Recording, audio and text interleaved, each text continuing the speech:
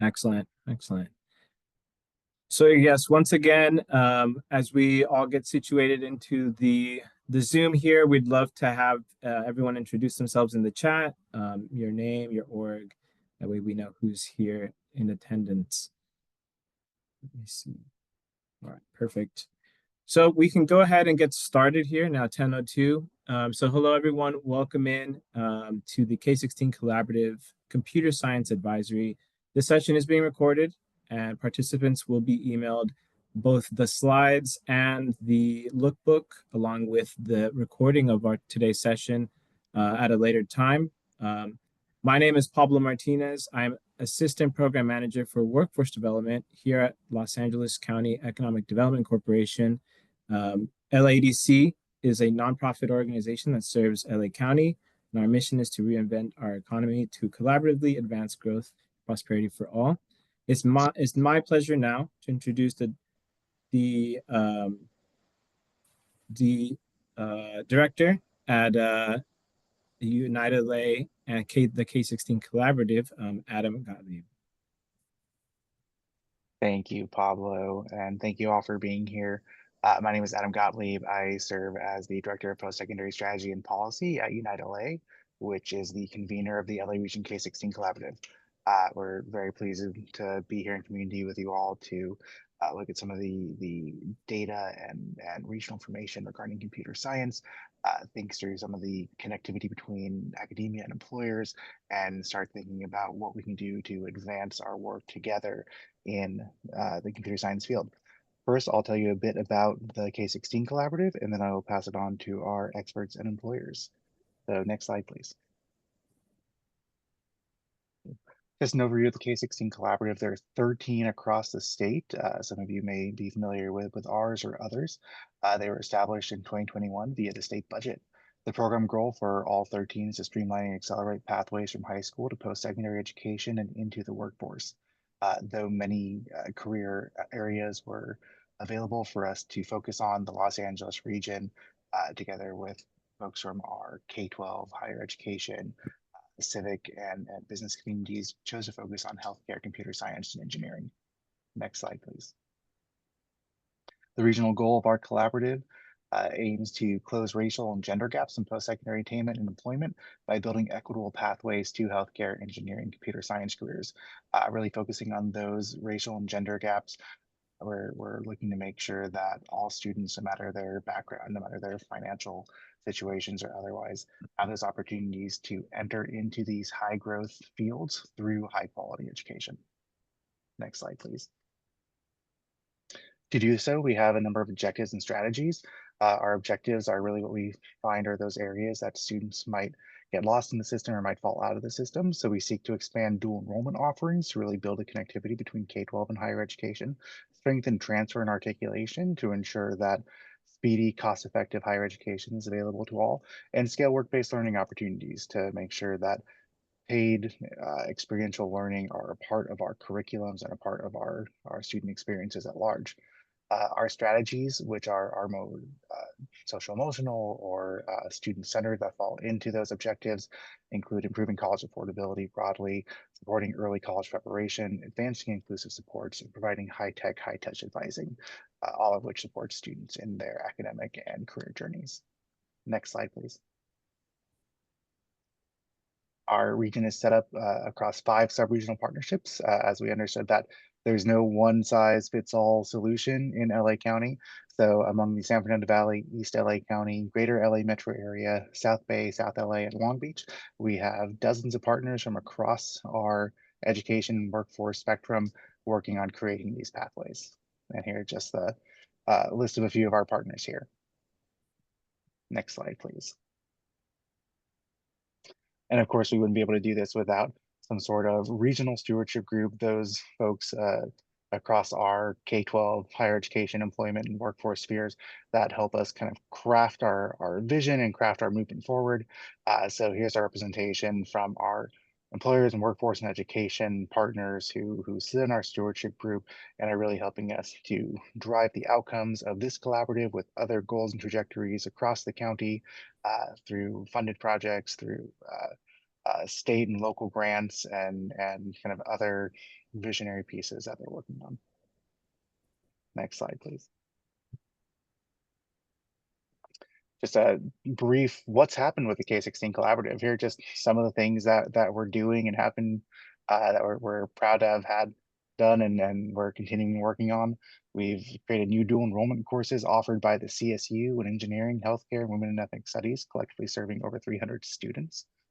We've developed new pathways and programs in emerging healthcare fields such as healthcare IT, health policy, child development, behavioral health. We've developed summer academies and conferences for over 100 high school students interested in computer science and engineering. Uh, and one of the most difficult things to do in this type of work is really the making sure that we have people from multiple systems together working with one another on these. We're happy to say we spent over 1,000 hours in cross-segmental convenings to enhance affordability, advising, and articulation. Next slide, please. What's next? Obviously, we'll spend the next hour and 50 or so minutes with you all today. But as we continue on with this work of the K-16 Collaborative, please note that we have communities of practice addressing regional strategies and objectives on a regular cadence. We'll be releasing labor market information reports detailing trends in healthcare, computer science, and engineering. Some of that data and activation strategy you'll be hearing about today. And then strategic sessions following this program advisory. So thinking about potential site visits or thinking about opportunities to continue to get involved. We'll continue to send information out and to learn more about computer science. And I think there's one last slide for you all. This is just a call to action. Anyone who's following the state budget knows that we're in a particularly difficult situation this year with potential deficit and of course potential cuts from the federal government. This K-16 collaborative program and not just ours in LA, but really across the state has been working to advocate with the governor's office for the last year for a no-cost budget extension in the 25-26 budget. This would offer us a few more years to continue this work to enable us to continue to serve students, server institutions, and communities in creating well-developed pipelines from education to careers.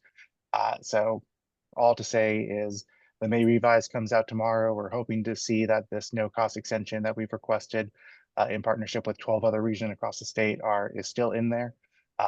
And if you get an email from us asking you to send a letter or email your your assembly member, your state senator regarding the importance of the K-16 work, uh, just know it might come because we're very invested in making sure that this work continues and that this work has a chance to really blossom into something that serves all students in LA County.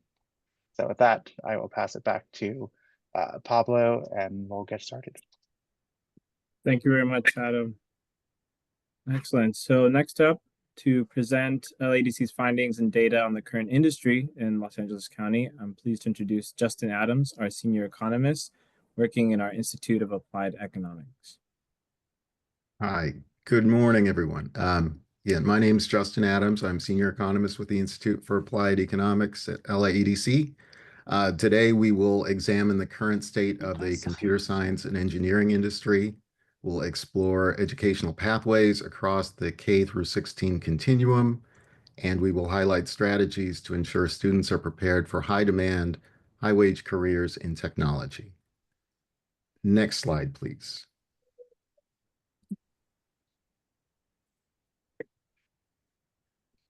The computer science and engineering industry in LA County spans a range of high-tech subsectors. These include software publishers, data processing and hosting services, internet publishing and search portals, and computer systems design. In 2022, the industry supported over 68,000 payroll jobs. Custom computer programming services accounted for 32% of all employment, followed by software publishers at 21% and computer systems design at 17%. The workforce underpins the region's digital infrastructure and innovation economy. Next slide, please.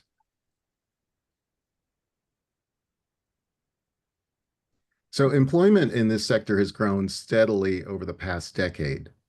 From just over 47,000 jobs in 2012, it rose to more than 68,000 by 2022.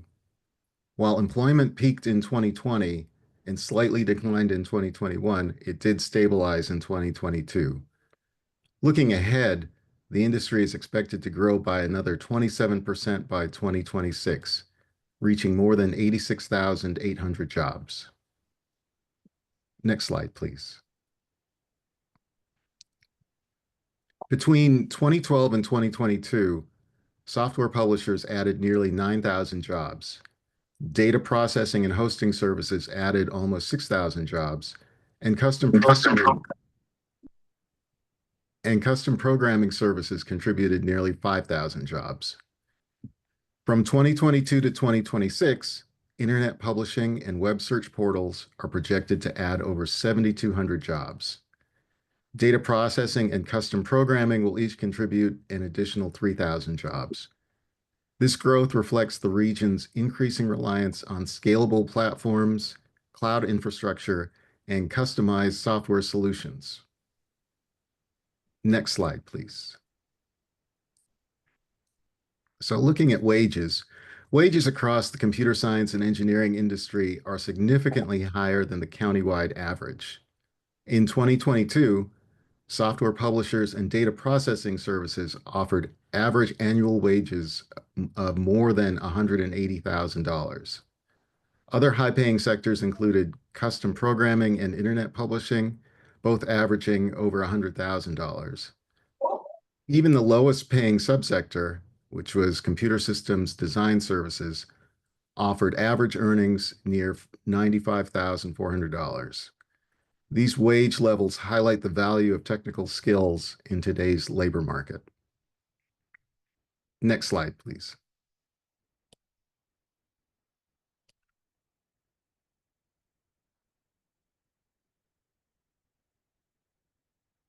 Between 2012 and 2022, real wages in computer science and engineering grew substantially.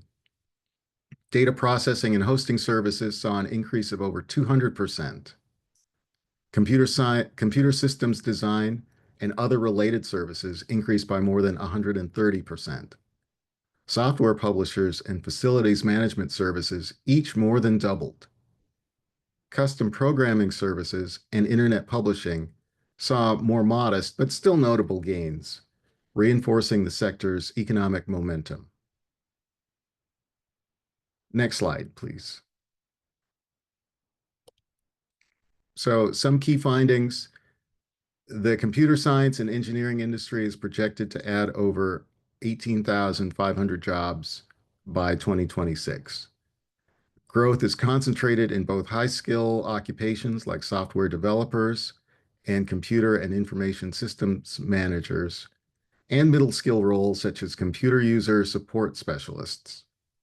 While program completions are increasing, equity gaps remain, particularly in leadership positions. K through 16 career pathways are important not only for boosting enrollment, but also for helping students navigate transitions, gain experience, and connect with employers. Next slide. So let's now take a closer look at the demographic and structural characteristics of the computer science and engineering workforce in LA County. The sector is diverse and dynamic, but it also reveals areas where equity, representation, and advancement should be improved. Next slide, please. So BIPOC workers are well represented in technical occupations. For example, 72% of software developers and 71% of software quality assurance analysts and testers identify as people of color, largely due to high representation of Asian workers. However, diversity declines in leadership. Only 58% of computer and information systems managers and 52% of general and operations managers are BIPOC. There are also gender gaps. Women are more likely to be employed in communication-oriented or lower-wage roles, while men dominate higher-paying technical and managerial positions. Next slide, please. So older workers are concentrated in leadership roles. Nearly one-third of managers all other, and about 1/4 of general and operations managers are aged 55 or older, suggesting upcoming leadership transitions. Younger workers, especially those in entry-level positions like customer service representatives and market research analysts, have fewer advancement opportunities. Meanwhile, Black and Hispanic or Latino workers remain underrepresented in both technical and leadership occupations due to barriers in access, training, and promotion. Next slide, please. So the computer science and engineering industry is made up of a broad range of occupations. These top 20 occupations make up over 60% of industry employment. Software developers alone account for 16% of the total workforce.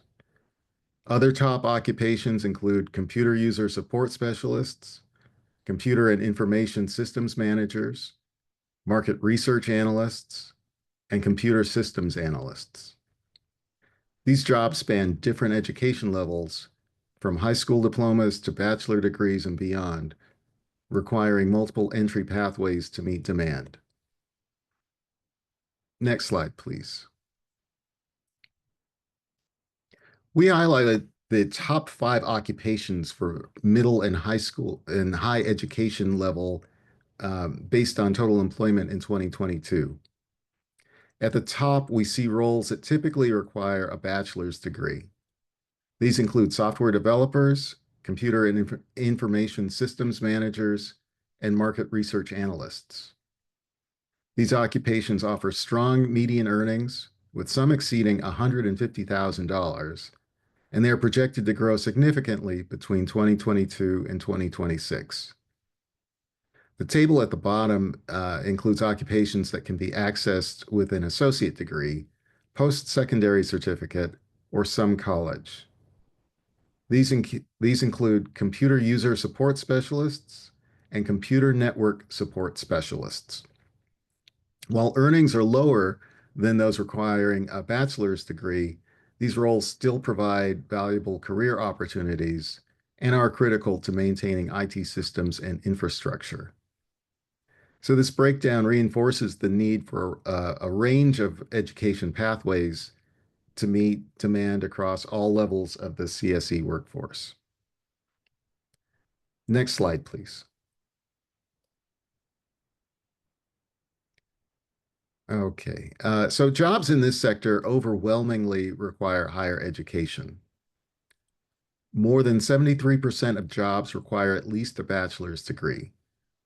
About 9% are classified as middle skill roles, needing an associate degree, some college, or a non-degree credential. Approximately 18% are considered low skill and require only a high school diploma or less. This distribution underscores the importance of education and training in preparing students for careers in the field. Next slide, please. Interestingly, the current workforce is more educated than job requirements suggest. So fewer than 2% of workers have less than a high school education, even though 18% of jobs are technically open to that level. Only 42% of workers hold a bachelor's degree compared to the 72% of jobs that require it. Many workers have some college or an associate degree. There's also a strong presence of workers with master's and doctoral degrees, particularly in fields like artificial intelligence, cybersecurity, and software engineering. Next slide, please. So K through 16 career pathways provide students with early exposure to career possibilities, and they help align high school and college coursework with long-term goals. So these pathways are strengthened by internships, project-based learning, and mentorships, all of which connect classroom knowledge to real-world applications. This holistic approach bridges education and employment and supports student transitions across the K through 16 system. Okay, next slide, please. So this section highlights the educational infrastructure supporting computer science and engineering pathways in LA County. It includes key programs offered by community colleges and four-year institutions, as well as the role of stackable credentials, industry alignment, and diversity within student populations. Next slide, please. Community colleges are essential in training the local workforce. So these programs are closely aligned with occupations that are forecasted to grow or add the most jobs. SOC codes classify occupations at the national level. CIP codes categorize academic programs across the country. TOP codes, specific to California, help align educational programs with local workforce priorities. So, for example, the occupation software developers and software quality assurance analysts and testers is classified as SOC 15-1252. So this corresponds to CIP 11.0103 for information technology and maps to TOP code 70200, the Computer Information Systems program offered at California community colleges. Other key programs include website design and development, which is forecasted to add the most jobs, and information technology general, which is expected to see the highest rate of job growth. Marketing and distribution is also emerging as an important complement to digital skills. By expanding these targeted programs, community colleges can better equip students with the technical and digital competencies needed to succeed in today's rapidly evolving tech landscape. Next slide, please. Community colleges provide short-term certificates and associate degrees in areas like programming, IT support, and cybersecurity. The Cal State University and University of California campuses offer advanced education in computer engineering and computer science. These institutions embed internships, research projects, and capstone experiences into their programs. Industry partnerships help ensure that students are learning skills that are directly applicable in the workforce. Next slide, please. So all 20 community colleges in the county offer computer science and engineering programs. Additionally, 15 public and private four-year institutions offer bachelor's, master's, and doctoral degrees in computer science and engineering fields. Together, this educational infrastructure plays a vital role in preparing a skilled and adaptable tech workforce. Next slide. In 2021, more than 59,000 students completed computer science and engineering related programs in the region. So that's a 41% increase since 2017. Completion trends demonstrate expanding interest and growing institutional capacity. The student population reflects regional diversity, with 41% identifying as Hispanic, 26% as white, 18% as Asian, and 6% as Black. Gender representation is relatively balanced, with 52% male and 46% female. This growth supports a robust educational pipeline and underscores the need for continued investment in program development, student support, and alignment with regional workforce demands. Next slide, please. Career pathways in computer science and engineering cover a wide range of roles. Students can pursue careers in software development, network administration, cybersecurity, data science, artificial intelligence, robotics, and virtual reality. Each of these areas supports high demand and high growth opportunities. So exposure to these options and hands-on training can help students make informed decisions and navigate this evolving job market. Next slide, please. So this slide highlights 9 occupations with the highest number of projected job openings in computer science and engineering between 2022 and 2026, spanning low skill, middle skill, and high skill roles. Together, these occupations currently account for 28,000 jobs and are projected to add more than 9,200 new jobs during the forecast period. These roles reflect opportunities across the full skill spectrum and underscore the importance of targeted training and expanded education pathways. Next slide, please. So several barriers impact talent development in this industry. First, training programs can lag behind technological advancements, which leads to skill mismatches.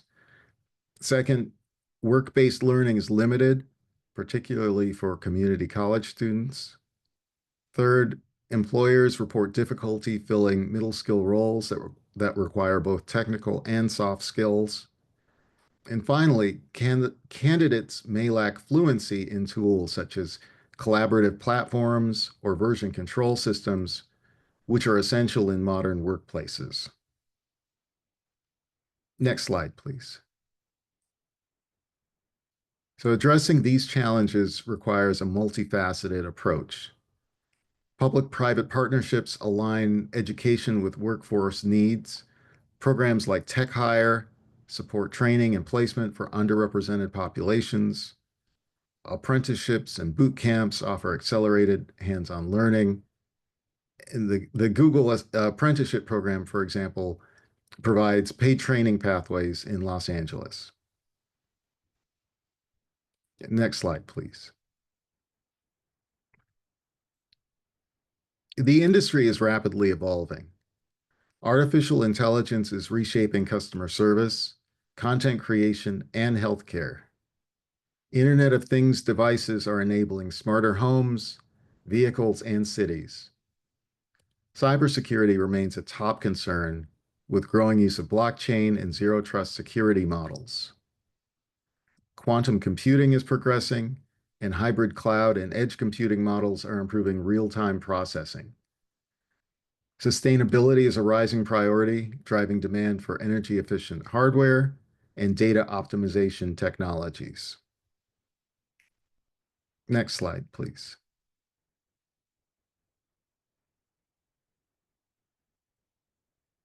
So LA County is well positioned for continued leadership in tech.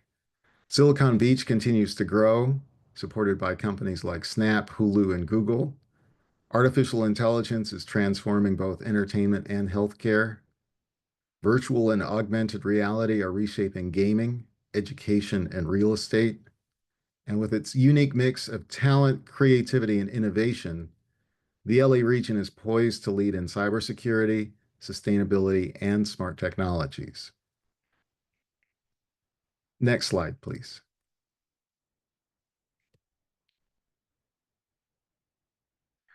LA County is home to a diverse group of employers in this sector. So in aerospace and defense, companies like Boeing, Northrop Grumman, Raytheon Technologies, and SpaceX require advanced technical expertise. Tech consulting and staffing firms include Cognizant, Accenture, and Randstad. Media and digital leaders such as Disney, Warner Brothers, Discovery, Hulu, and Snap blend creative and technical innovation. And emerging players like Ring and Hyperloop TT also contribute to the region's growing ecosystem. Next slide, please.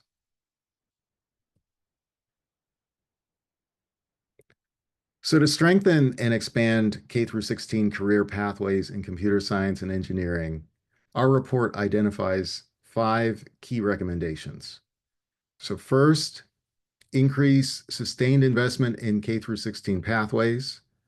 More funding is needed to modernize facilities, update curricula with current technologies, provide professional development for educators, and expand student support services. These investments will ensure that learning environments keep pace with rapidly changing industry needs.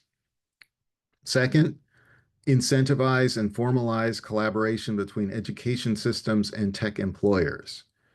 Partnerships should facilitate mentorship, internships, job shadowing, and real-world project-based learning. These experiences ensure that students graduate with skills that are immediately relevant in the workplace. Third, prioritize data collection and program evaluation. Tracking metrics such as enrollment, completion, job placement, and employer satisfaction allows institutions to adjust programming based on results. This is essential for continuous improvement and accountability. Fourth, ensure diversity and inclusion remain central to pathway design. This includes culturally responsive outreach, targeted support for underrepresented students, and equitable access to resources. So building an inclusive pipeline will strengthen both the tech workforce and regional innovation.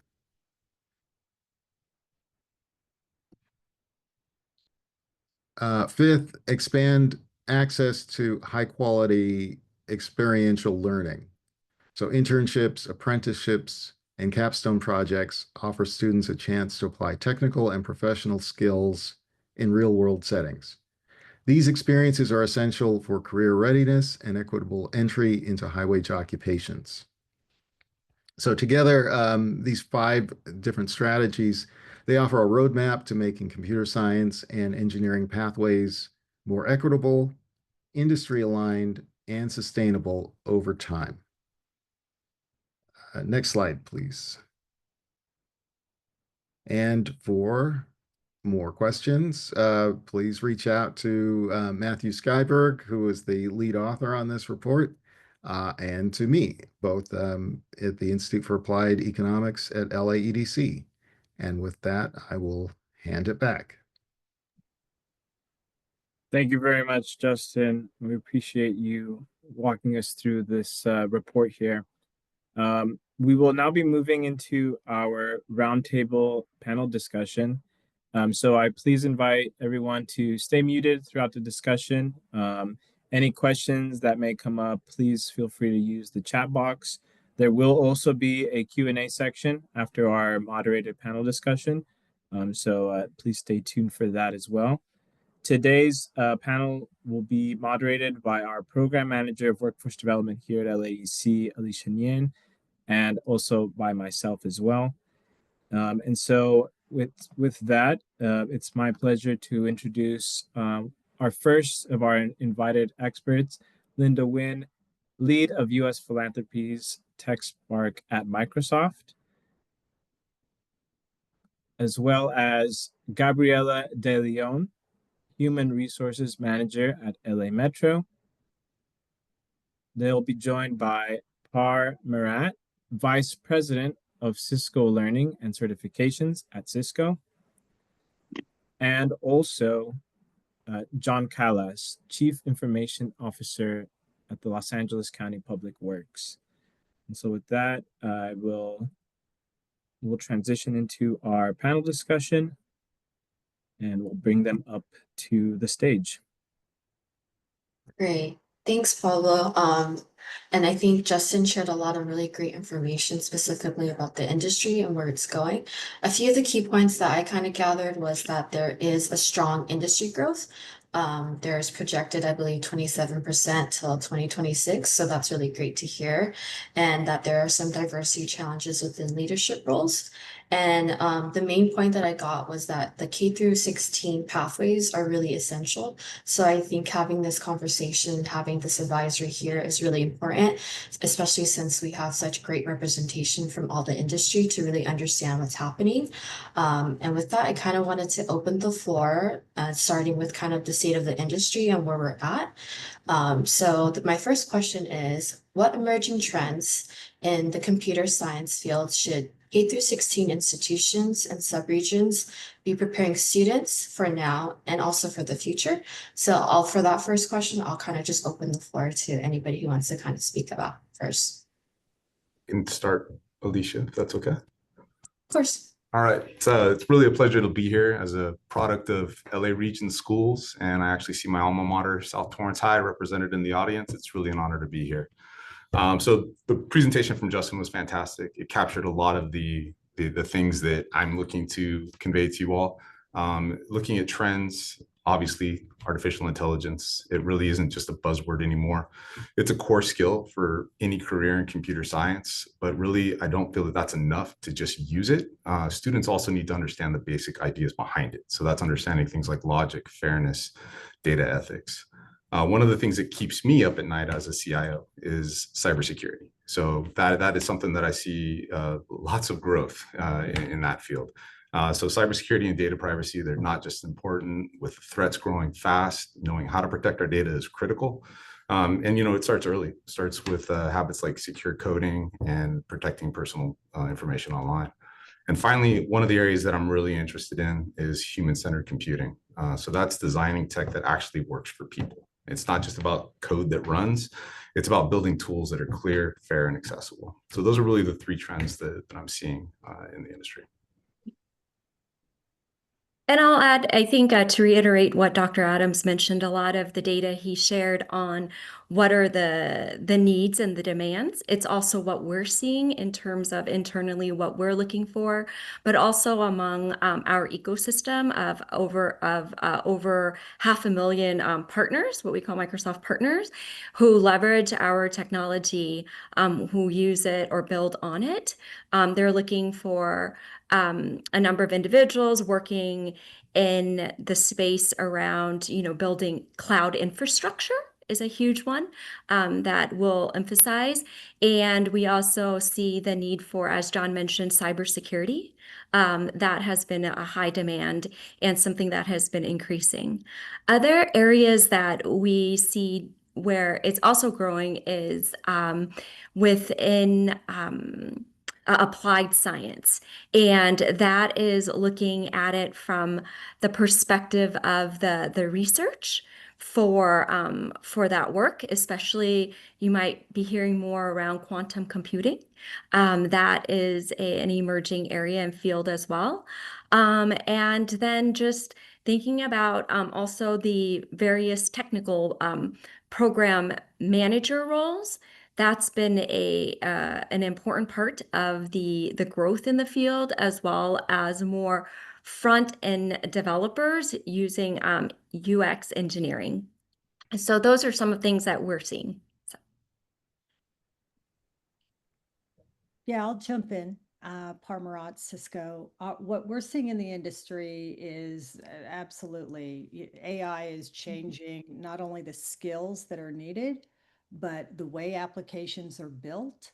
And of course, all of the demand on the network. So, a study that we are involved in from the World Economic Forum actually showed that outside of AI and big data as skills that are being needed globally, networking and cybersecurity are second only to those two skills. But it's also still that basic programming, the data literacy, as well as understanding the soft skills that are going to be important. And so much more emphasis is being put and will need to be put on those critical thinking, those soft skills, those human skills. And what we're seeing is that moving those skills down in a very meaningful way into K-12 is going to be the measure of success as the students move up into high school and then into college and into the workforce. So we've embedded those skills and those learning paths or pathways, as we call them, into our Net Academy program. And we are seeing a high uptake with all of our Net Academy partners and our online students in understanding modern AI. What are the basics of it? What is the literacy of it? We're also seeing uptick in our online learning that's available for basic cybersecurity skills. It's not only students that have to understand what happens when you share your data, what happens to your family's data, and what the implications are. So, you know, I think the way we're looking at it is digital literacy is now just as fundamental and important as basic literacy. It is a requirement to live in the modern world. So all of these things come together and are going to be critical success factors for students to be successful.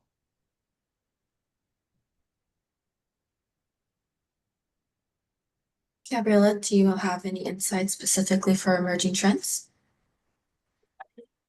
What I would like to highlight is more so what Metro is doing in order to try and address some of the gaps and the barriers that were mentioned earlier, specifically surrounding DEI. I know that Metro is striving for a comprehensive and intentional approach to DEI, not only with our internal workforce, but in the community as well. We work in collaboration with community-based organizations, aiming for a true understanding of our writers' needs, oftentimes in the most historically underserved communities. We actively promote economic inclusion through our supplier diversity programs, working with small and disadvantaged businesses, targeting outreach, training, and support. For our internal workforce, we have a career pathways program, which I believe exemplifies our commitment to internal equity and workforce development. We structured in a way where training and advancement opportunities, across various levels, from entry-level positions to executive leadership, in order to foster a diverse and skilled workforce. Our emphasis is in talent development through various training initiatives. We have several internship models that we currently are deploying. These offer a variety of internship programs designed to provide students and recent graduates with hands-on experience in the transportation industry. The first is our TCAP Transportation Career Academy program, which is a summer internship program for high school juniors and seniors to explore careers in transportation. It is a paid 7-week program where students are presented a case study and work together to present their findings and ideas for resolution. Our MIP Mentor Internship Program is also a paid opportunity for undergrad and graduate students to gain practical experience in various departments within Metro, depending on their field of interest. And those last up to 3 years. Sometimes they can be renewed.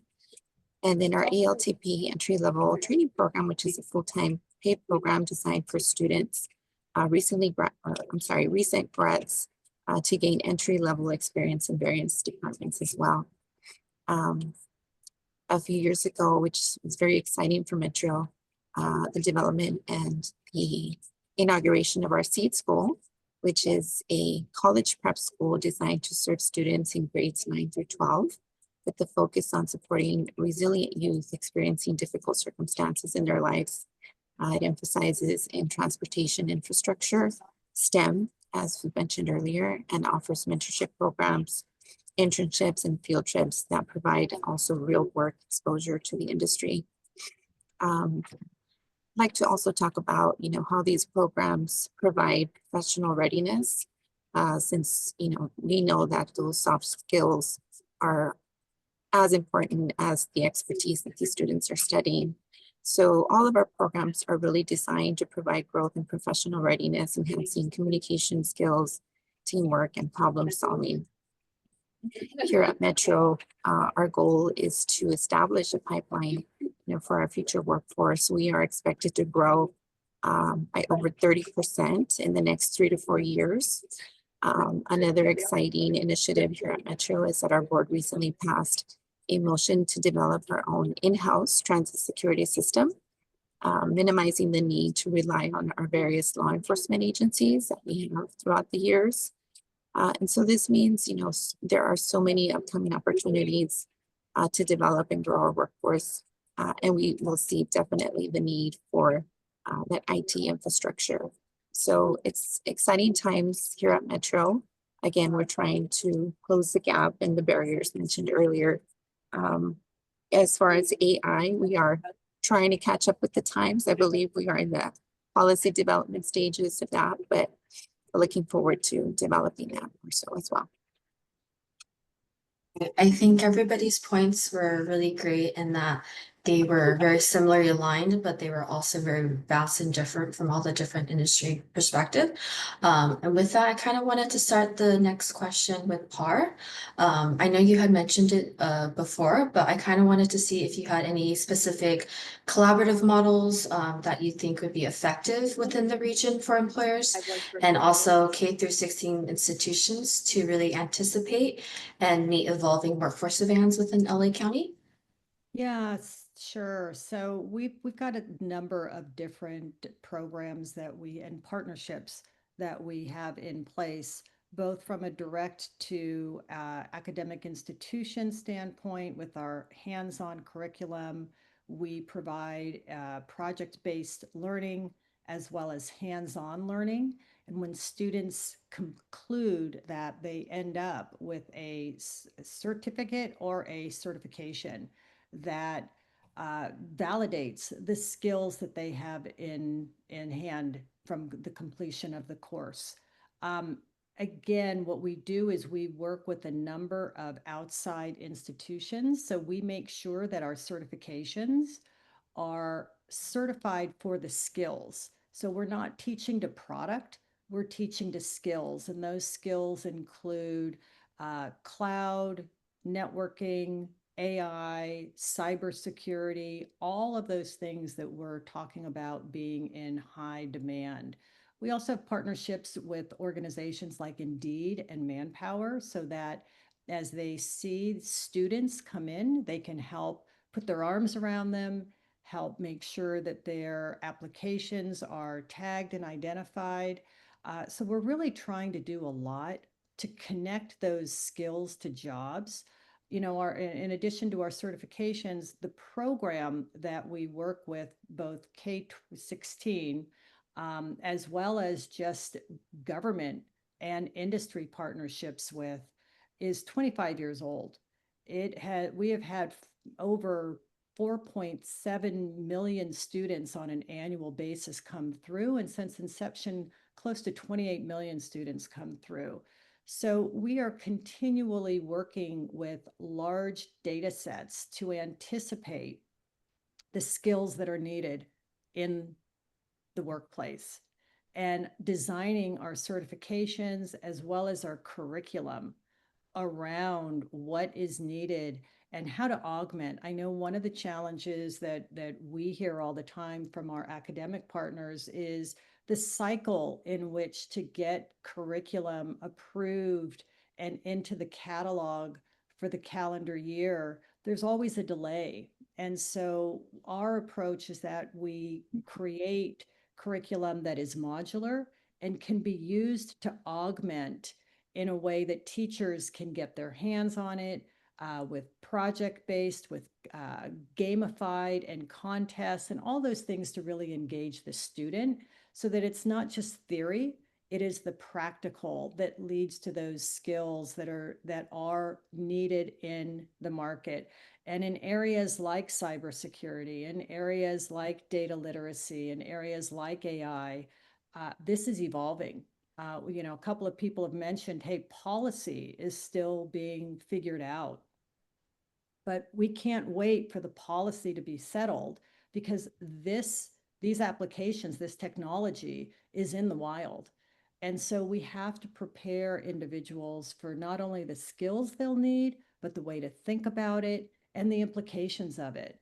And so we're really committed as an organization to continuing this program forward and deepening these relationships, and we feel it is an obligation. Big piece of Cisco is our purpose, and our purpose is tied to making sure that we're closing that digital divide, and we're doing that in no small way through the education that we provide at no cost to our K-16 globally, different kind of partners. Wow, that's amazing. I think Cisco's impact is huge, and thank you so much for sharing that and kind of using like the practical skills and understanding the importance of what skills are necessary and having that backed up is really important. Linda, I kind of wanted to segue to you if you've seen any specific collaborative models that you think have been effective. Yeah, where how we see it is also thinking about the various types of learners and the entry points in which folks are going to be wanting to transition into a career in tech. And so we think of it as there is the opportunities for everything from starting early, but as well as looking at asynchronous individual learning, everything to higher ed. So with that overview of thinking about that to create greater equity and also thinking about even just the dynamic education system, if you will, or how people grow into looking at the fields or careers, we see different models evolve, they come and go. And so how do we best prepare position for the ebb and flow of those things? And the latest thing is we hear a lot about skills-based learning, where only 15 years ago, I was doing research on the education side on getting students into college, and that was the primary focus. So with that being said, though, it's just thinking about how can we have, I think, something, if possible, to be inclusive of people at various entry points. So we support efforts in K through 12 through our programming in Minecraft. And some of our studies have shown even it's more of a way of thinking. It's not just about the actual technical skill. We're not expecting kids to come out and be able to become a programmer, but it's a certain level of higher order thinking, but learning at a young age on how to get there. And then we also have different types of career opportunities. And as I mentioned, some of the asynchronous learning can happen on the Learn platform that Microsoft has, and it's open, as well as the content that is within LinkedIn Learning.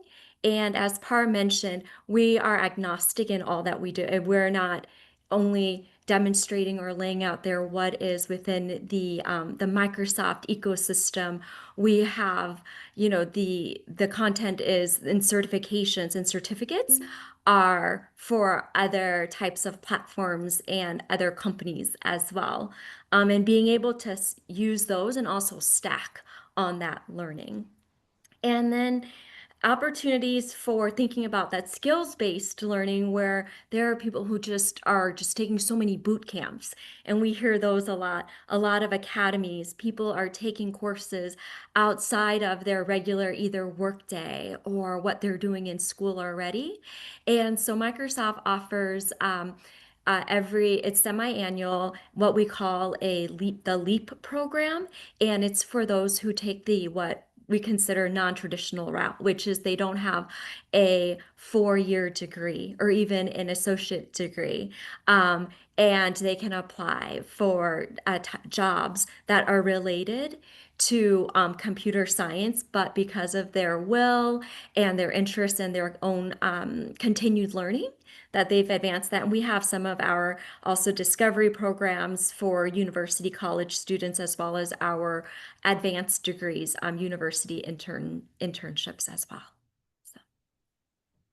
That's a wide range. Thank you so much for sharing that. John, do you have any perspectives on this or models that you've seen that are effective? I really, the only thing I could say is being on the other side of that pipeline, that our partners at Microsoft and Cisco and Amazon, the programs that they've implemented, we really do value skills-based training and certifications. It gives us more production-ready employees. If that's the term I could use. You know, they're ready to work from the get-go. It's not theoretical. It's very skills-based. It's very tangible, and it's something that we value a great deal. But other than that, I don't know if I could do a better job than. No, that makes sense. I think that's a great perspective to hear from. Gabrielle, do you have anything from LA Metro's perspective as well that's worked? Again, I'd just like to highlight, you know, some of the partnerships that we see in terms of the internship programs that we offer here at Metro. We also have a leadership academy program for all employees. We have an Office of Extraordinary Innovation where you can apply and serve 1 year in that department. Case studies, again, working together in team settings to come up with ideas and resolutions to further grow the agency and tackle the issues that we see. The partnerships with the high schools during their TCAP summer internship program here at LA Metro. We partner with LA Trade Tech on some of our positions in order to get hands-on training as well. And so overall, I think these partnerships are great. We see higher levels of promotions for the folks that are able to, you know, take part in these great opportunities. Thank you so much for sharing. I kind of want to segue into a different aspect of workforce development needs and some of the trends that you've been seeing. So Linda, I kind of want to hear from Microsoft's perspective. Is there any specific or which certifications or credentials or computer science roles are really the highest in demand within Microsoft? Yeah. So I'll just list them out. I actually pulled our data this morning to have sort of a live feedback from it. So it's more of that the titles, I think I mentioned some of them earlier, software engineering will be is at the top of the list for us. The applied sciences, there is AI and research, cybersecurity, and site reliability engineering. Those would be the in greatest demand. And as the chart Dr. Adams showed earlier, I think it kind of just is at different levels of that. For instance, I'll just use the software engineering one. While most, I think about a quarter of them won't be as rigorous as hiring certain kinds of or requiring certain kinds of degrees, most will. And whereas cybersecurity, I think there are greater opportunities for those across a gradient or a range. So just to give an idea of some of what that require might look like. Excellent. Thank you for sharing.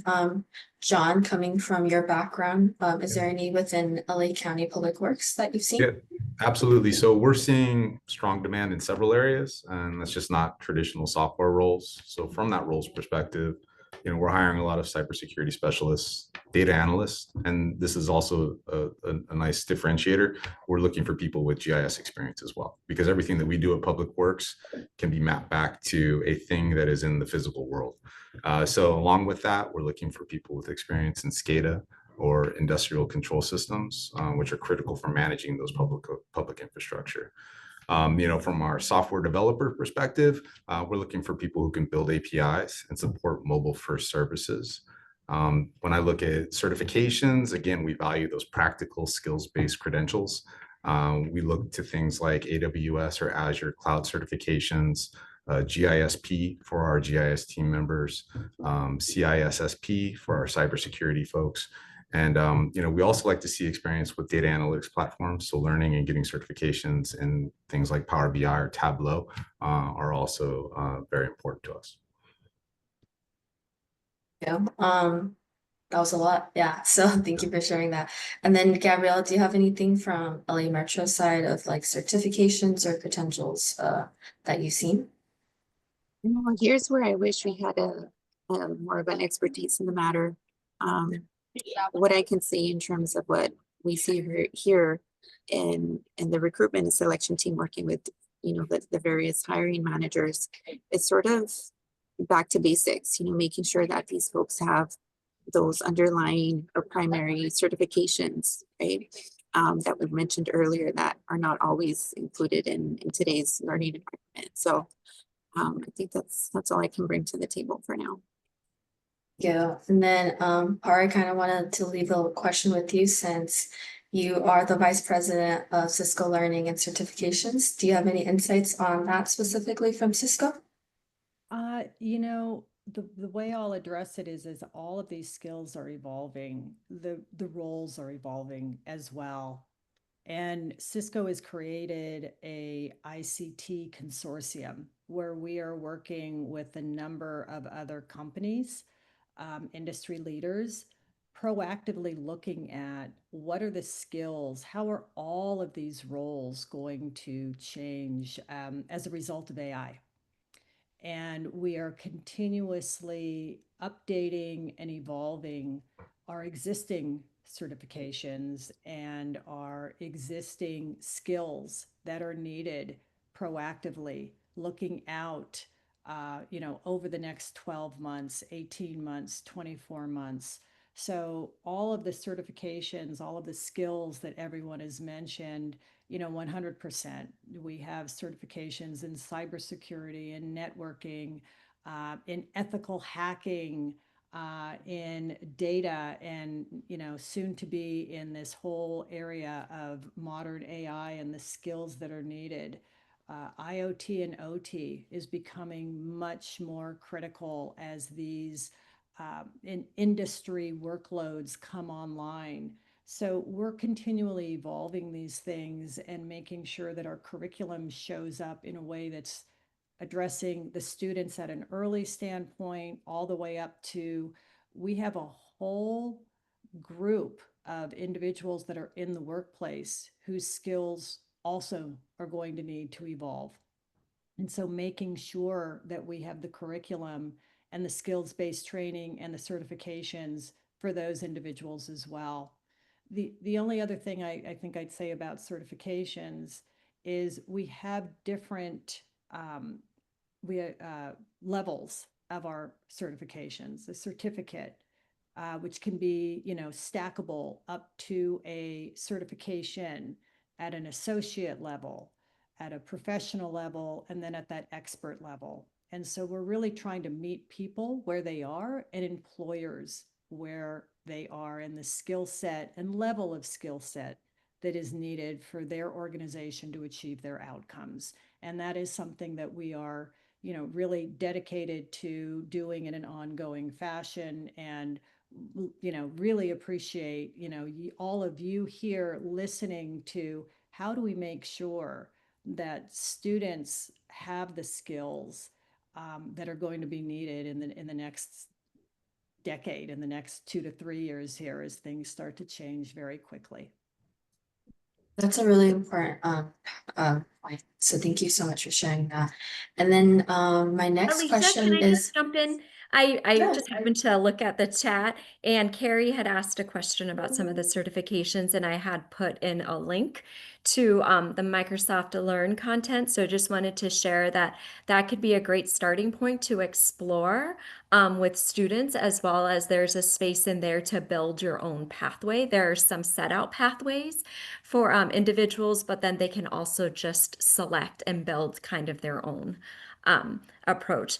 And the other thing I'll note on that at that website is there's also there's a section specifically for educators. So it gives a module on how can you build out content and just how do you sift through all of the different information. So just wanted to share that.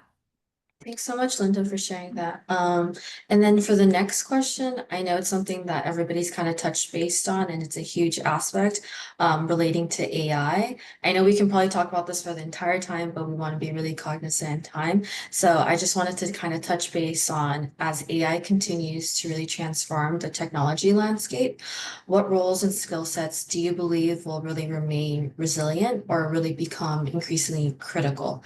And how can educational institutions really prepare the students to adapt and thrive alongside these evolving technologies? And John, I kind of wanted to start with you on this question about AI. Sounds good. Thank you. AI is absolutely transforming the way we work. I love AI, but I'm also a little bit frightened of AI. And I'm frightened because I just don't know the unintended consequences from the the way that we're accelerating in the use of artificial intelligence. That being said, I think there's certain roles that will remain critical, to support, manage, and guide how we use AI. So those are things like our data scientists, cybersecurity professionals, and engineers who can maintain and scale the AI systems. I think those are a little bit, as of now, I think those are kind of evergreen in terms of what the path looks like for them. But I also think that beyond the technical skills, we need people who can think critically and work across disciplines. That's becoming increasingly important. We're finding that we need a data scientist that has a specialty in floodplains. So that's like a specialty that we're starting to see. So it's the applied sciences. It's working across disciplines. And then it's just really to prepare the students. We also need to go beyond the how of AI and also teach the why. And I'll sound like a broken record, but it means introducing topics like bias, ethics, explainability to the curriculum. It also means giving students opportunities to apply what they've learned to real problems, and that's ideally using real data from their communities. That's really important. So thank you for sharing that, the critical thinking aspect within AI and how do we leverage that. Is there any insight that you kind of want to share specifically, Microsoft's point of view, Linda? For us, I think the biggest thing is just the concept around just continuing to have that growth mindset, if you will, and thinking about its evolution, how quickly it's moving. And so it's still holding on to the idea or notion that it is, even though AI is facilitating the process, not losing sight of what is it within us, still as within human agency, to think through and think critically about how we're leveraging AI for the various uses. So I think those are some of the first things that come to mind. And I think a little bit of, in terms of, as I think about it, from an inclusive perspective of how do people get access to it, and how do we continue, and the continued learning component is also a really important piece, especially as we're working with different partners around using the content and learning. Is hopefully we'll be able to add an adaptive learning component to it, which means as quickly as the technology is changing, how quickly can we support people in adapting to it as well by leveraging the content and some of these different technology learning platforms out there. But just thinking about who we partner with to ensure the accessibility is there. Yeah. That's a really important point. Thank you for sharing that. Art, do you have any insights on that as well? Yeah, so I share John's feeling about, I'm super excited about AI. I'm also somewhat terrified about it as well. As parents of students that are entering the workforce, there's lots of complexities and lots to think about. So, I echo what Linda has said. I echo what John has said. One of the things that I would invite everyone on this call to do is go into netacademy.com right now, and we have an introduction to modern AI course, which has some hands-on components that talk about, be aware of bias, that talk about the ethics of it, that give you an opportunity to go in and actually do some prompting exercises. So if you're not familiar with it, you can start to get hands-on with it. It's again, I go back to, it's already out there. Our students are using it. Everyone is using it, but really understanding what goes behind that and the critical thinking and the need to still have that specialty, because unless you're asking the right questions, you're not going to get the responses, or you won't know what the implications of those responses are. And I'm not sure that everyone truly understands that. So it is going to be something that we are adapting to very quickly and rolling out ongoing curriculum, getting those skills and shifting that mindset to, it's not just a get the answer you need, it's you still need to do that deep critical thinking and get that specialty in order to use the tool in a way that you're trying to get the outcome you're looking for.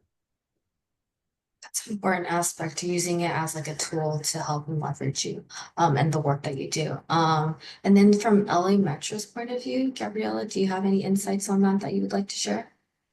Well, as mentioned earlier, we are in the policy development stages of using AI, but with all the growth that we are expected to, see in the next coming years, with the addition of that internal or in-house transit security department, with the Olympics coming to LA in a couple of years, we are looking to, be able to leverage AI in ways that will help us, get to the point where we want to be and be ready for those major events. And I think what John mentioned in terms of cross-disciplinary, skills is going to be really, really important, having those expertise so that they can help us, develop and grow the agency with these new departments coming on board. So again, really exciting times for Metro.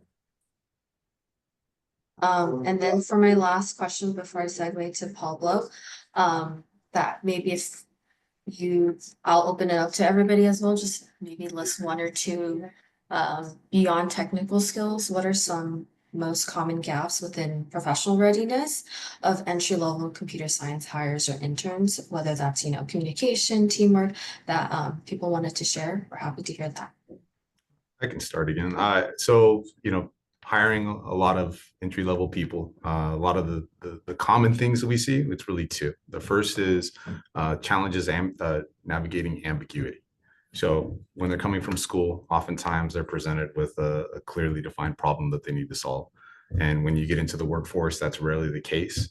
So being comfortable with open-ended challenges, and asking the right questions is just as important as knowing how to code.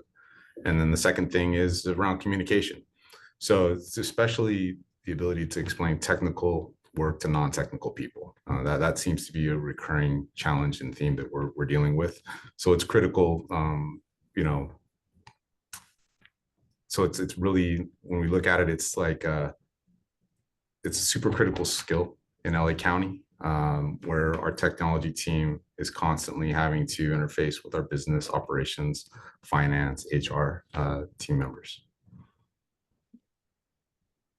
What we've seen, or just hear also from our partners, is being able to navigate the system, whatever system it is that they're operating in, and becoming conversant and familiar with whether it's going to be a culture, the intercommunication, the language that is used.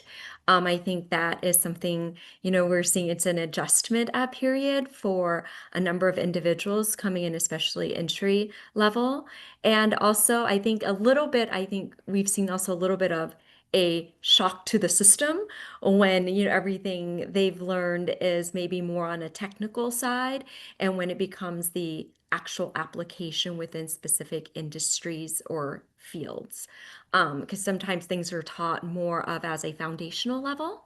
And so when it comes to having certain industry knowledge, for instance, I look at some of our top partners and industries that leverage technology, financial services.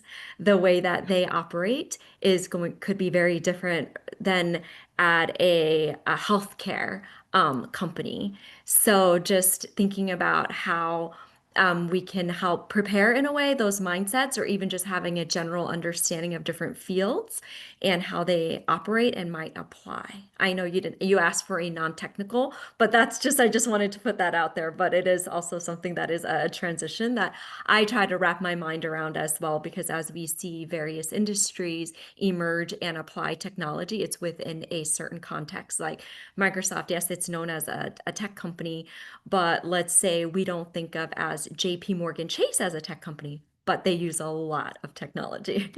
So they hire individuals in their groups and their teams. And so someone who might go work within their systems and networks might have a little bit of an adjustment to that.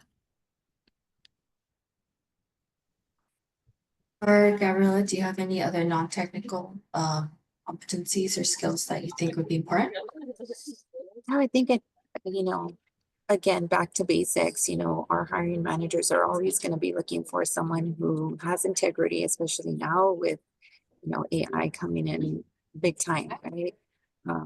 Someone who has work ethics is able to communicate clearly, is able to listen, right? Listen to understand, teamwork, problem solving skills. I think all around those are going to always be in high demand.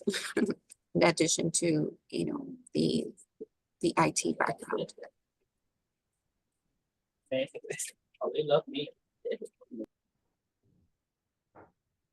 Or do you have any specific beyond technical skills that you think are most common gaps? Yeah, it's funny because the question is specific to non-technical skills. I think every company is now a technology company because technology is just so pervasive. It's the way the economy runs.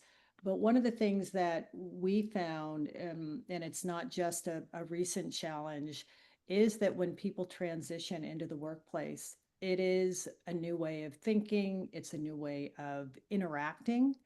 And one of the things that we have is a very strong community. And as our individuals, as our students graduate and enter the job force, we always encourage them to join our Cisco Learning Network. And it's a community, it's a very vibrant community of people who have gone through a similar path, gotten in a similar industry, in a similar role. And what we see is the support that they give each other and the encouragement and the informal mentorships and relationships that are formed. We find that invaluable. Our community finds that invaluable. And it's a way for our community to give back, play it forward, but also create really good and strong business networks. So they're able to find other, opportunities as their careers advance and sort of have that safe place to reach out and say, here's what I'm experiencing. Anybody else, have this challenge? And so we were able to, provide that expansion and that opportunity and that human to human interaction. And we even give people VIP awards for, participating in it. So we found that to be super helpful. Right, I think community is so essential in the professional setting and having that reliance on that as well. So thank you for sharing. And with that, I'm going to segue to my colleague Pablo to take the latter half of the questions. Excellent. Thank you very much, Alicia. So I get the pleasure and opportunity to ask a couple more questions here to our panel. And I remind everyone here in the Zoom call to any questions that come up, please use the chat and we'll field those as well. But moving into work-based learning into the sub-region, let's start with a question. What specific skills, knowledge, or abilities are best developed through work-based learning? The industry is fast moving and very innovative. What are those abilities that are best developed, in hands-on experience? We know awareness is key. And can you talk a little bit about how educators can better integrate that into the curricula? I'll start with Par, if you have anything to add to that. Yeah, so it's that balance between the theoretical and the practical. You can learn all the theory, but then when you put it into practice, there's still a learning curve. What our approach is to have both the theory and the practical, and to work with our educators, our academic partners, so that they have the curriculum that supports that from both the theory as well as getting hands-on, and working through specific challenges, specific scenarios, and then being able to validate those through the certifications. There's no shortage of curriculum that's out there. What I like about our approach and other industries such as Linda's is we all seem to be focused on understanding that practical application is critical for success. And so we really do try to work with our academic partners, the instructors, providing them not only access to the theory and the practical, but also providing them an opportunity for advancement by way of continuing education for them, because they're learning as well as our students as well. Everyone in today's world right now, as it relates to technology, is a learner. And we all are having to learn new skills and evolve our skills. So you can't forget about the instructor and just focus on the student. No, that's a great point. Yeah, we're all learning as we go, including the instructors. It's a fantastic point. John, anything to add to this? Yeah, I think from a skills perspective, I would target or key in on three. So it would be communication, especially in real world settings, teamwork across disciplines and roles, and then problem solving, especially in those ambiguous or evolving situations that I spoke of earlier. And I think how we can integrate this, or how educators can integrate this. You can partner with local agencies or employers on real projects. So nothing is better than real world projects that are can benefit society. You can simulate workplace scenarios. You can have things where you do project updates, code reviews, team stand-ups, the things that we do in the workplace. And I think it's really important that you start early, even if it's small, structured, work-like experiences, anything that can build confidence and, gives that nice little entry point into what the workforce looks like. I completely agree. Linda, anything to add? Yeah, I think John mentioned exactly what I was going to say, which is the project-based learning and providing individuals with specific scenarios, especially if they don't have the opportunity to work on a real life case, but being able to simulate that or present things that have happened to them. And we've seen with a couple of our partners where they have been able to pull together small group learnings as well. So a situation will be presented after they have learned, let's say, a specific topic within CS, and then they get presented. They work within groups to kind of talk out through their ideas.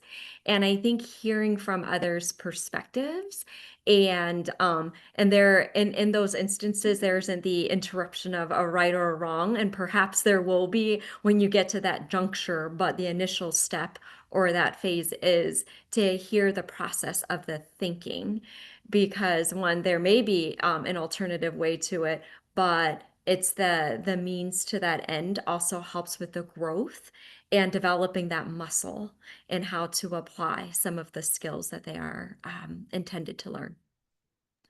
Definitely. The exercise and the collaborative effort, definitely. Gabriella, anything to add here?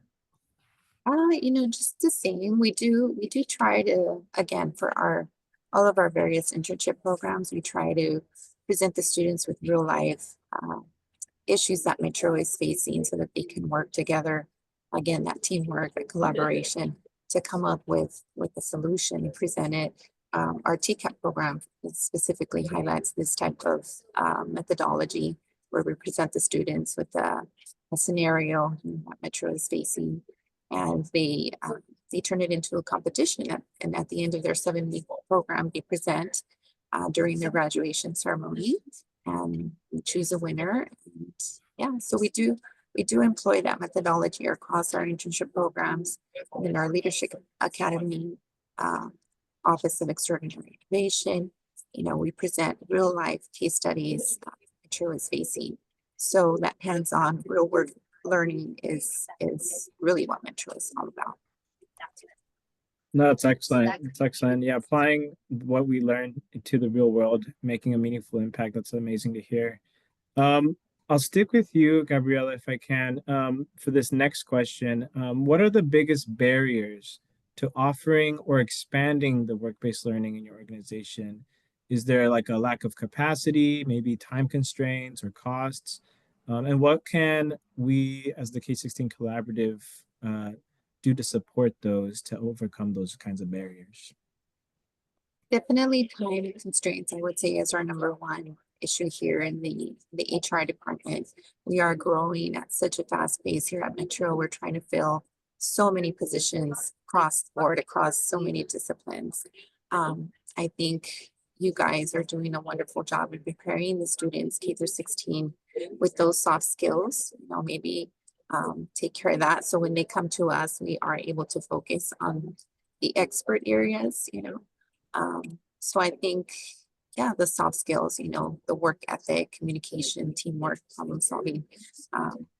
Like I mentioned earlier, it's something our hiring departments are always going to be looking for.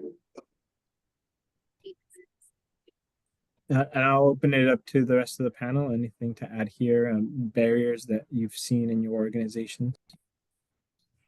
And from the county's perspective, I think one of the barriers is probably just our capacity and bandwidth. You know, the ability to break away and participate in programs, especially when we have to architect and implement the program by ourselves. So a way to solve that would be to have, you know, partnerships with other agencies where we can plug in and bring our perspective to the table without having to handle the full logistics of you know, that approach. For us, the huge barrier is going back to the idea of the Microsoft ecosystem. So it's a lot of our partners who are using it. So even if folks are getting trained, let's say in Azure and getting their credential, the Microsoft itself is not going to be the ones looking to hire. It's going to be our partners. So how do we stitch up or connect individuals who have participated in our programs to the partner in which we have in order to get people placed. So I think that is more of an internal, I think, thing that we're constantly trying to navigate, and we have piloted a few different programs around that to see how that would work out. And I would say it's been one of the more tricky things for us to kind of figure out. Whereas if we just had a partner to train and then they can assist the individuals, a part of the training program, in finding a job, it is slightly easier. But when it comes down to us building that pipeline and supporting the talent for some of our partners, that's where the hardest, where we see some of the hardest challenges or greatest barriers. Completely understand. Yeah, it can be difficult to overcome. Par, is there anything you can add to this question, this discussion?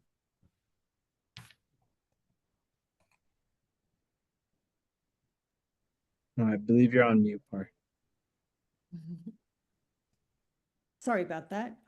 Yeah, no, we've been doing this for some time, and we have a global footprint with partners as well as government partnerships. And so through the Net Academy program, it can act as a pipeline and a funnel to our channel partners, but we're also doing apprenticeships programs in other parts of the world.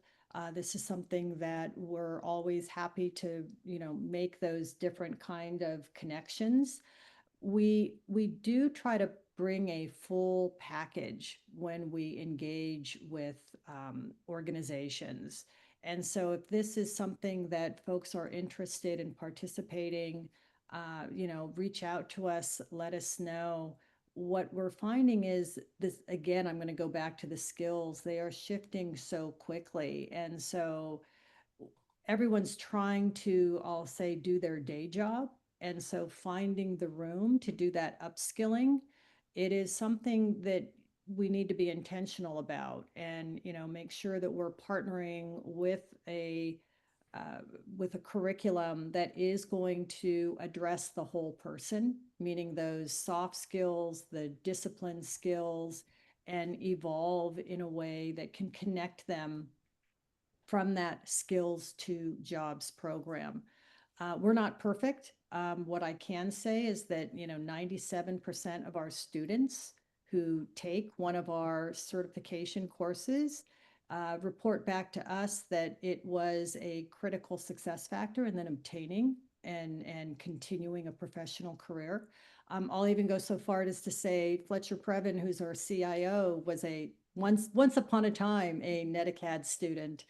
And I have people in my organization that are Net Academy graduates who have gone on to have very successful careers. So it is something that we're going to continually iterate on as we go into the future. No, that's fantastic to hear. That's those kind of success stories are what drive us to do the work and to be consistent at all of this. So that's amazing, and thank you all for your insight. We're at 11:30 now, and so I do want to give our audience members, we have been seeing some questions in the chat that have been answered. Want to see if anyone from our audience have any questions. If they'd like to, you can use the reaction button here at the bottom to raise your hand. Alicia and I can call on you to ask. If we don't have any more questions, I have plenty of more here ready to go. But I just want to give our participants an opportunity as well. So if we'll just do here. Okay, perfect. Pablo, I had a question in the chat that one person asked, I answered, but would love to hear from the rest of the panel as well. Absolutely. Just about understanding earnings and employment resulting from some of these certifications. We're hearing from young people frustration when they go through various training programs and then they still struggle to find employment. And so wondering like how you are thinking about like how to track the outcome of some of these programs and communicate their value to both learners and to educational institutions who may be reluctant to integrate and adopt these certifications if they don't really know, how valuable it will be in the workforce. I'll jump in. So before we launch a certification, or even with our existing certifications, we do a tremendous amount of analysis. And we, again, looking out, using third-party, using AI, we look at terabits of data. What is the job demand? What is the global supply? What are the skills that are needed? And we assess, is there demand for this certification before we either retire or before we create, and to make sure that that certification remains valid and meaningful in the market, we constantly evolve them. We evolve them minimum annually. We're going to need to look at, things move quickly if that is in fact the right cadence. But we put a tremendous amount of analysis on what is this certification? What does it mean to the market? Because at the end of the day, certifications are held at the individual level. And they're only going to be as meaningful to the market if they are relevant, and if employers see meaning in them, and if the individuals see meaning in them. Again, all the way from that entry level, at that technician level, all the way up to our expert level. And we work with outside institutions to not only, get in the US ANSI certified, which means, yes, these certifications are demonstrating competency in the skill, but we also look at how are these showing up in the job market. And the last research that we did, our certifications are named in job recs that are requiring a certification over 60% of the time. So, and all of those, of course, lend itself to what is the financial reward that these certifications can get. And that, is oftentimes published in job recs as it's becoming more of a requirement. But these are valid, they are coveted, and they are recognized in the industry. And that's a big part of our program, which again ties to our curriculum at the right levels and in the right way. But all the way in that Net Academy program, we are building these skills with an eye towards, are these something that are going to be needed for current as well as future workforce skills? Thanks so much, Par. Excellent. I think I saw a hand from Armando Rivera Figueroa. If you still have your question, we'd love to hear from you now. Sure. Thank you so much. Good morning, everyone. This is Armando Rivera. I'm the Associate Vice Chancellor for Workforce at LACCD, Los Angeles Community College District. This has been very, very interesting and productive, I think, for me. Thank you so much for your insight. My question goes, I'm here going nuts with all the ideas. To me, digital literacy is what I think that for us many, many years ago, 30 years ago, was library research, and everyone has to know, how to look for this information, how to go to the library and, check that book out. And I think that that's what we need to do for the students. And the reason why I'm saying that is I would like you to talk for a minute, if possible. How do you envision all these skills, but not from a computer science perspective, for a culinary arts student, for a nurse student, for an economy student, for a kinesiology students, for all those areas that we know that that's happening very soon. I think that John talked a little about that, about how to use GIS for all these other areas. What do you think that is that skill that everyone should have? What is that book that everyone should be reading? If you remember, read a book that the UC system does, etc. But now for, digital literacy.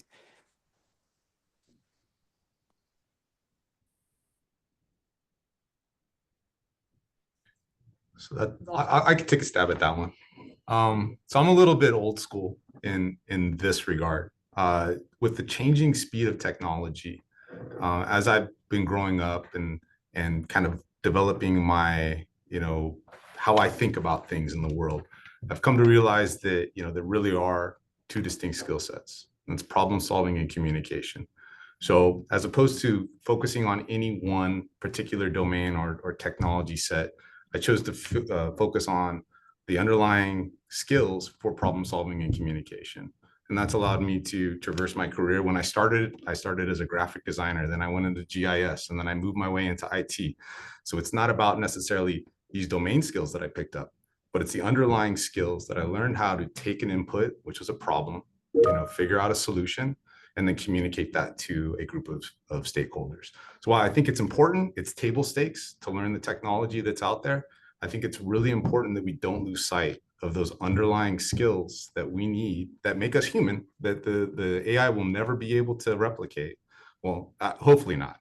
But those are the things that I choose to focus on. And I think it's important that, as a young person, learning that, that it's not about when you go into the workforce, that first salary that you get. It's that are you getting challenged with the tasks and the assignments that are going to help you grow to that next level and that next level, to where when you do reach middle age, like me, you're able to be in those prime income earning years and make a good living. John, I'd add one more to that because I couldn't agree with you more, but I'd add curiosity. Yeah. Because we are all learners, and it's only going to become even more important, where there's certain moments in time where you see these seismic technology shifts, and we are definitely in one right now. And so, our students, and I think this is a challenge that society has with social media and everything else, the span of control, the ease and access of gaining access to information. We have to make sure that that skill of curiosity is taking the access and turning that into knowledge. And what do you do with that knowledge? And so how do you problem solve? And then how do you communicate to other humans? And how do you communicate with digital workers as well, which is where the technology aspect comes in. But I think curiosity is going to be extremely important to maintain that growth mindset going forward. It's important now, but it's going to be even more important. Thank you. The thing that pops out at me, I think, and it can be interpreted in a few ways, is the process of inquiry. And it's what we are questioning and how we are questioning. One, just on the level of all the information that is readily available, or not even readily available, what can be posited out there, is being able to sift through and process that. But also going back, though, as we know, technology is going to be more integrated into the work, and AI is going to be a part of that. It's how do we ask the questions, or more commonly, like, thinking of the prompting of it. I know, even for myself, as I use it pretty fairly regularly, even on some high level things, it could be related to data, some analytics. It's asking it in a way where I try it, for instance, trying to make it, free of as much as I can bias. When I'm looking at our data portfolio, when I'm asking it to run some analytics or pull both query from both our system information and also public data, and marrying those things, what is that that level of inquiry and questioning, and how is it posed into these systems to help us also be going back to the idea of critical thinking and being continuous learners in that process.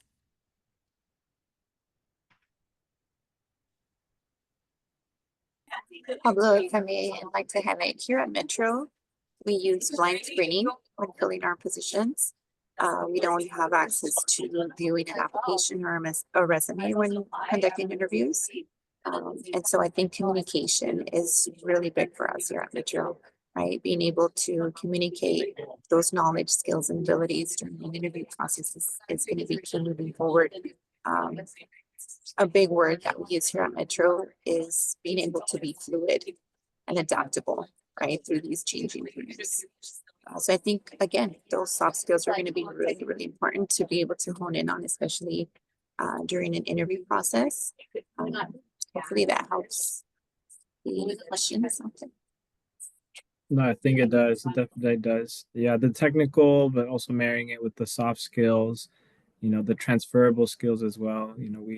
Like John had alluded to or mentioned, a lot of these pathways aren't exactly linear. And so being curious, these are all really important for our students and for our future workforce to continue fostering.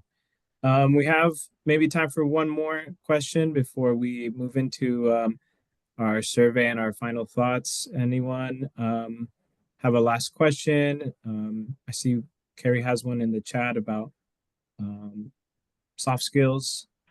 Would love to use this last moments to answer probably one more.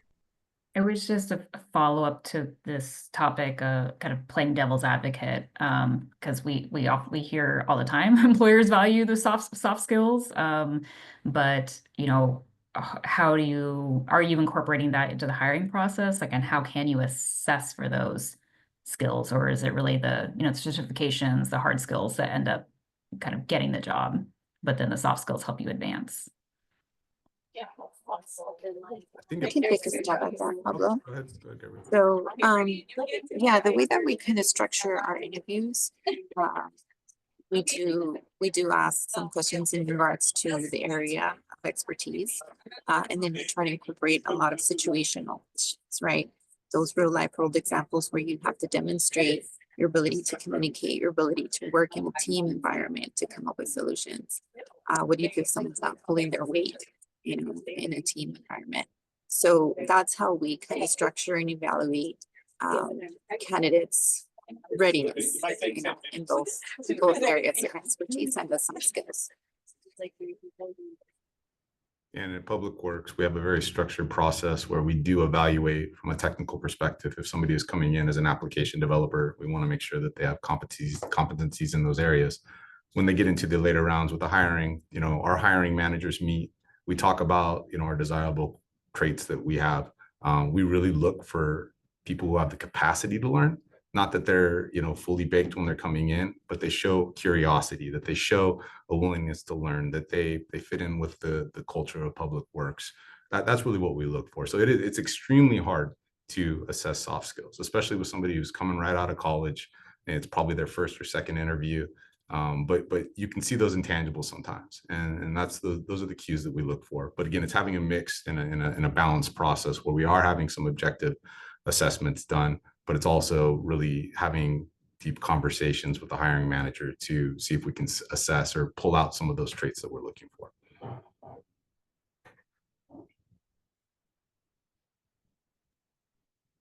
Excellent, excellent. Well, I'd like to sincerely offer our gratitude to our panelists. An excellent discussion that I think was very insightful. At this point, in our agenda, we'll be sending right now through Zoom here online a little survey for our K through 16 advisory. I'll go ahead and activate that right now. And we'd love to get some feedback on some of the, the ways that this has helped and some of the ways that we can improve as well. It should have popped up here on the Zoom. We'll do that for a minute or so, and then we'll wrap up with our closing remarks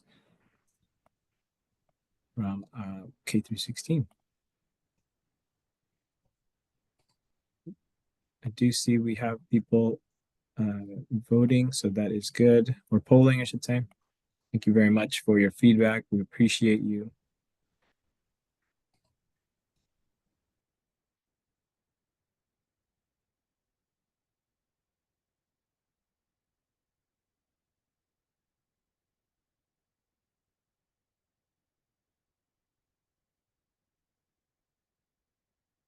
We'll leave the poll up for about a minute or so more, and then that way we can collect as many as we can. And then we'll, like I said, we'll finish up with our closing remarks. Just as a reminder, I know there was a question earlier. All of the presentation material, including the lookbook with the data and also the recording of today's advisory, will be available. It should be available this week as we download and upload. And we'll be very happy to distribute that once it's all ready, so that anything that was missed or some of that deep dive into the data, you're more than welcome to take another look at it.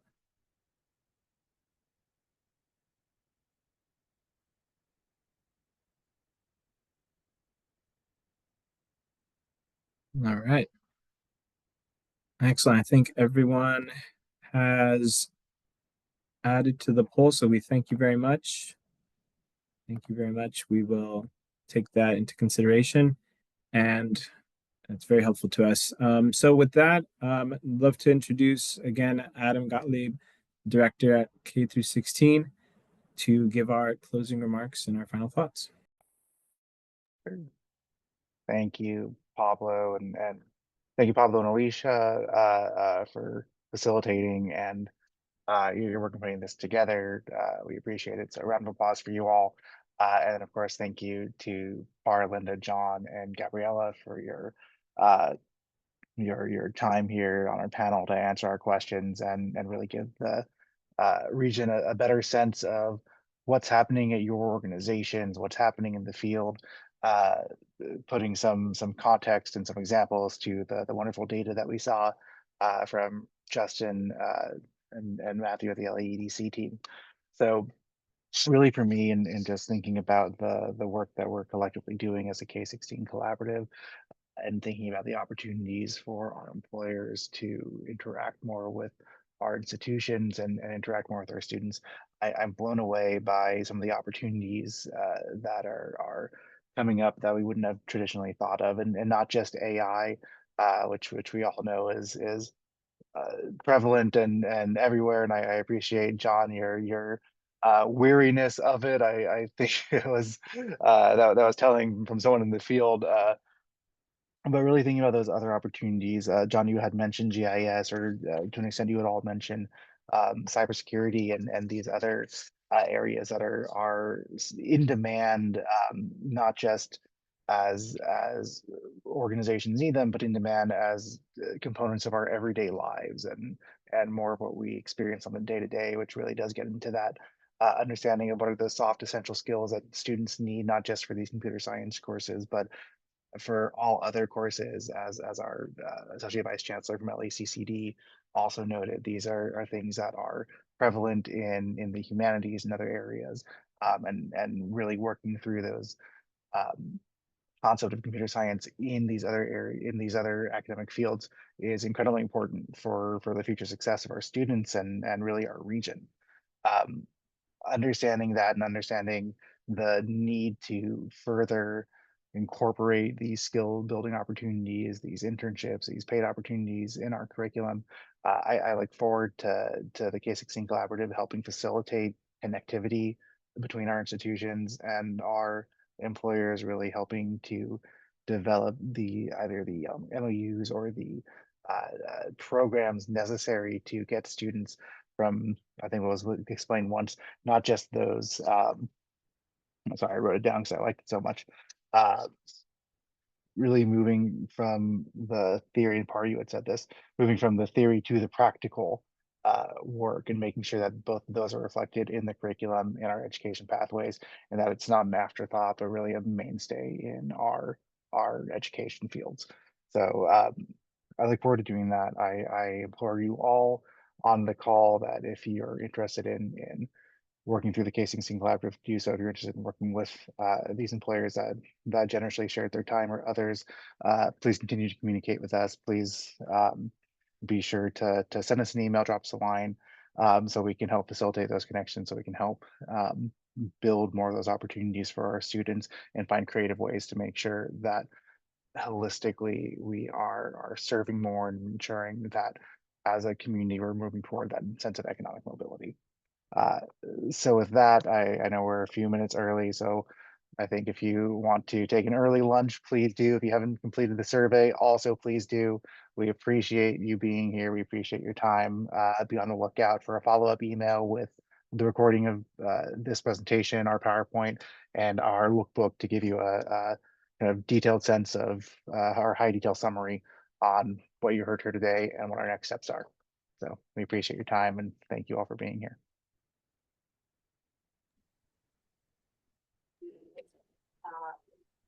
Thank you. Thank you all. Have a great day. Thank you. Bye-bye.